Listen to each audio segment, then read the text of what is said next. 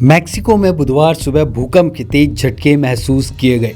भूकंप के झटके 6.9 तीव्रता वाले थे। हालांकि बाद में नेशनल सिस्मोलॉजिकल सर्विस ने मैक्सिको के प्रांत तट पर आए भूकंप को तीव्रता का अपडेट करते हुए 7.1 कर दिया।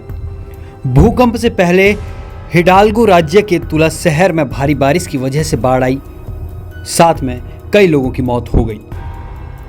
पहले कहा गया कि मैक्सिको के प्रशांत तट के पास 6.9 तीव्रता का जोरदार भूकंप आया, लेकिन बाद में अपडेट कर 7.1 कर दिया गया।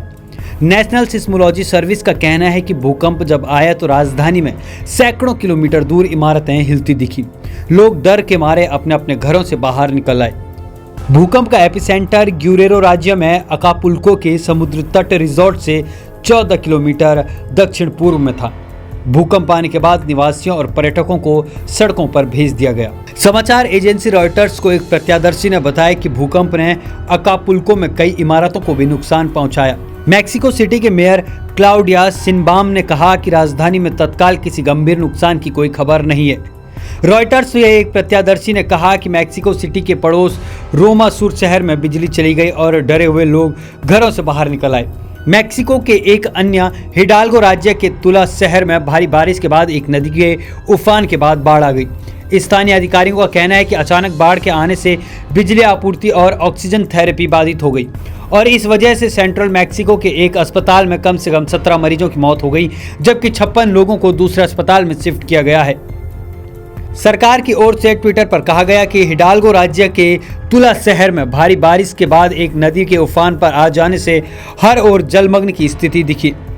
मैक्सिकन मीडिया के मुताबिक पीड़ितों में कोविड-19 के मरीज भी शामिल हैं, जिन्हें जिंदा रहने के लिए ऑक्सीजन थेरेपी की जरूरत थी।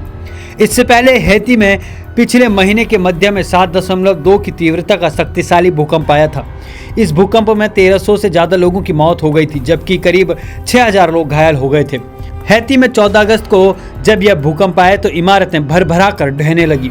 हैती की नागरिक सुरक्षा एजेंसी के निदेशक जेरी चांडलर की ओर से पहले बताया गया था कि मृतक संख्या 304 है और सबसे ज्यादा लोग देश के दक्षिण में हताहत हुए हैं, लेकिन बाद में मरने वालों की संख्या तेजी से बढ़ गई। इस भूकंप से कई शहर पूरी तरह से तबाह हो गए और भूस्खलन होने की वजह से बचाव अभियान ठीक से नहीं हो सका था। अमेरिकी भूगर्भीय सर्वेक्षण ने कहा है कि हैती में आए भूकंप का केंद्र राजधानी पोर्टो प्रिंस से करीब 125 किलोमीटर दूर पर था। रोज की ताजा खबरें सुनने के लिए सब्सक्राइब करें BHPC न्यूज चैनल। साथ ही रोज के नोटिफिकेशन जानने के लिए दबाएं बेल आइकन। साथ ही हमें अपनी राय देने के लिए हमारी वीडियो पर कमेंट करके बताएं और वीडियोस को लाइक और शेयर करना बिल्कुल ना भूलें।